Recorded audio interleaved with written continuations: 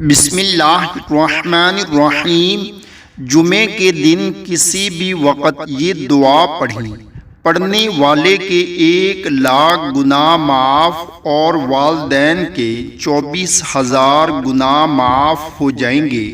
حضرت عبداللہ بن عباس رضی اللہ تعالی عنہ فرماتے ہیں کہ جو شخص جمعہ کی نماز کے بعد اپنی جگہ سے اٹھنے سے پہلے 100 مرتبہ سبحان اللہ و بحمدہ سبحان اللہ العظیم و بحمدہ استغفر اللہ پڑھے گا تو خود اس کے 1,00,000 گناہ معاف ہو جائیں گے اور اس کے والدین کے 24,000 گناہ معاف ہو جائیں گے۔